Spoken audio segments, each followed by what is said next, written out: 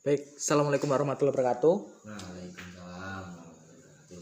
Oke, dengan Mas siapa? Saya Julfa. Dari jurusan Saya kuliah dengan masuk jurusan Bahasa dan Sastra. berarti bahasa daerah ya? Ya, Bisa dikatakan seperti itu. beberapa universitas memang pada dasarnya tidak mempunyai jurusan yang notabene itu bahasa daerah. Dia itu masuk ke jurusan bahasa daerah, tidak mempunyai jurusan sendiri. Oke. Namun di universitas ini berbeda karena memunculkan atau membuat jurusan yang baru, jurusan bahasa dan sastra Jawa yang saya tempati sekarang ini. Oke. Dulu ketika menjadi mahasiswa baru, Mas Zulfa membayar UKT berapa kira-kira untuk sekelas bahasa daerah? Biasanya sih nyun sewu, Iya. beberapa dari total fakultas, dari total jurusan yang ada di universitas ini, jurusan bahasa daerah itu paling minim pembayarannya. Paling murah berarti. Paling murah, bisa dikatakan seperti itu. Karena secara pengalaman yang saya tanya-tanya itu memang banyak sih yang tidak lebih dari 5 juta seperti itu. Toh jika kita totalnya itu kita harus memikirkan lewat mana mahasiswa tersebut masuk, karena jalur SNM, jalur SBM, jalur SM, seleksi mandiri itu berbeda total yang harus dikeluarkan pada saat dia masuk pertama kali seperti itu. Berarti beda semua ya? Iya, membedakan seperti itu. Barangkali kan ada yang menggambarkan kekurangannya itu kan malah lebih kurang lagi seperti itu. Oke. Nah, biasanya bahasa daerah atau bahasa Jawa itu mempelajari tentang apa aja, Mas? Dalam bahasa daerah yang saya kan ini alhamdulillah sudah hampir KKN semester 7 seperti itu kan. Nah, yang saya telah lampaui sampai sekarang ini dari semester 1 hingga semester 6 yang sudah saya laksanakan itu dari kata dasarnya ketika kita masuk dalam jurusan bahasa dan sastra Jawa, yang pertama emang yang dipelajari itu ya bahasa, yang kedua ya sastra. Oke.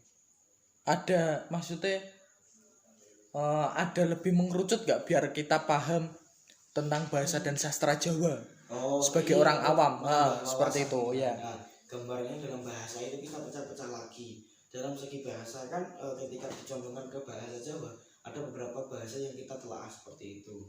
Ada bahasa Sanskerta, ada bahasa Jawa Kuna, emang Kuno, ada bahasa Jawa modern seperti itu.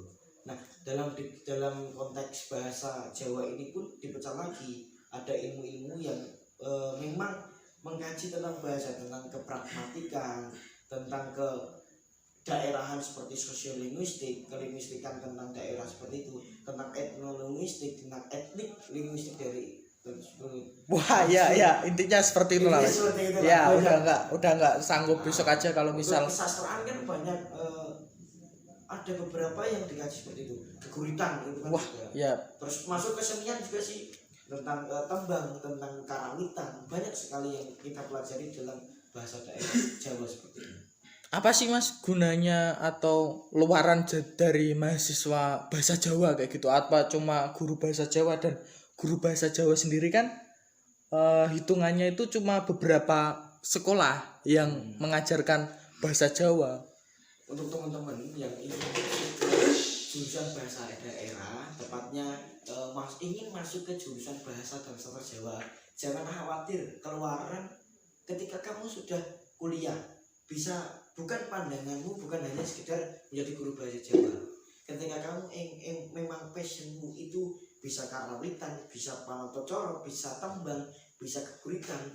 Contohnya lah, katakanlah kamu memang menekuni basic keguritan atau puisi Jawa, kan, dalam bahasa Jawa, itu kamu bisa jadi sastrawan.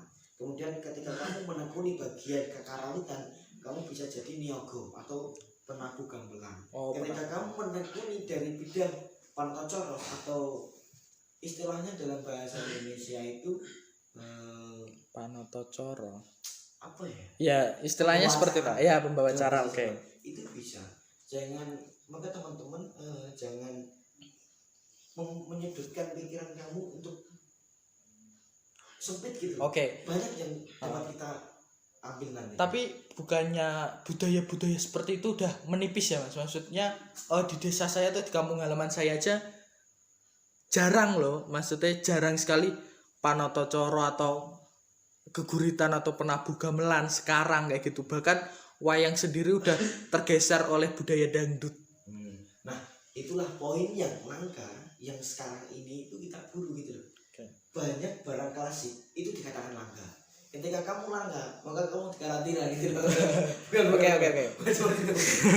Oke. Ketika barang itu semakin langka, maka semakin mahal harganya. Nah, ketika kamu jadi satu-satunya di desa itu, maka ayo kita laksanakan barang-barang dan kamu angkut potensi kamu supaya kamu menjadi barang langka itu dan mahal harganya.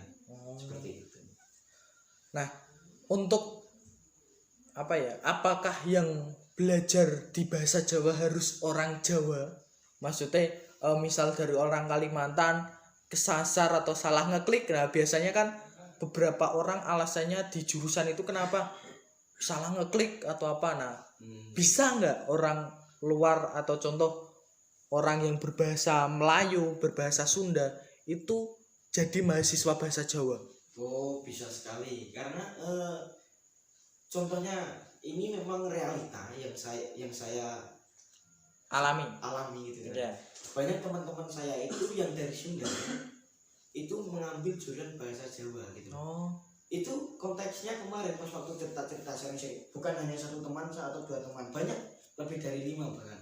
Itu orang tuanya itu persilangan pertama dari Jawa, itu dari Jawa Sunda ya berarti. Entah dari bapak ibunya, yang Sunda itu bapak ibunya entah siapa. Oke.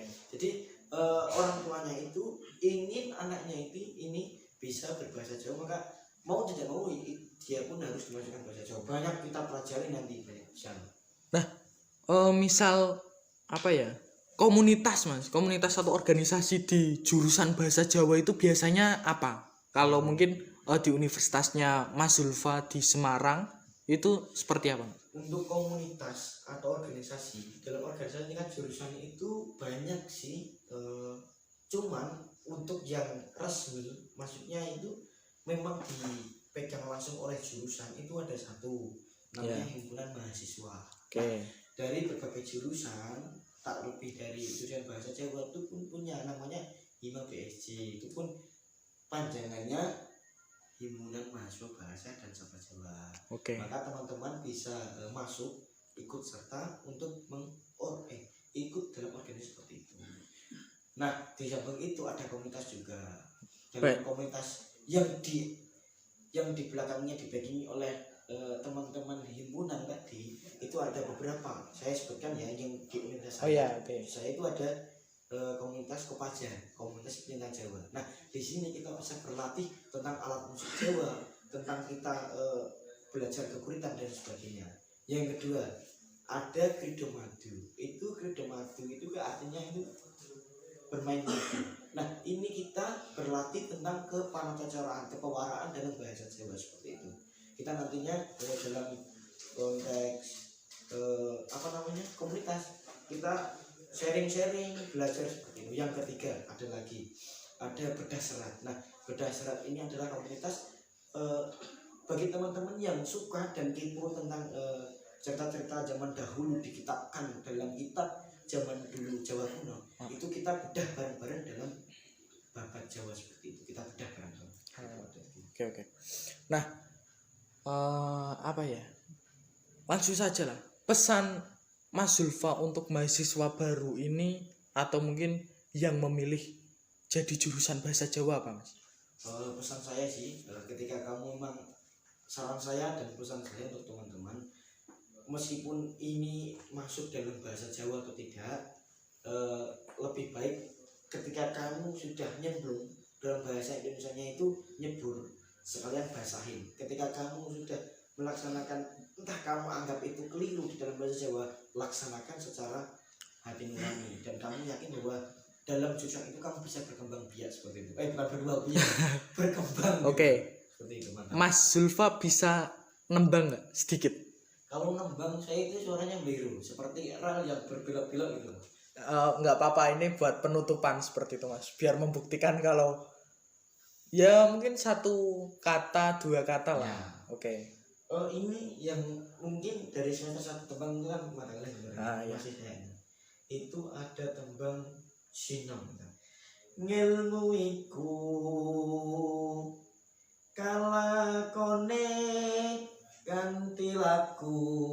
Nah, tak sepanjang-panjang nanti teman-teman bisa gabung dengan teman-teman komunitas dan melaksanakan belajar supaya lebih giat. Oke, cukup sekian. Wassalamualaikum warahmatullahi wabarakatuh.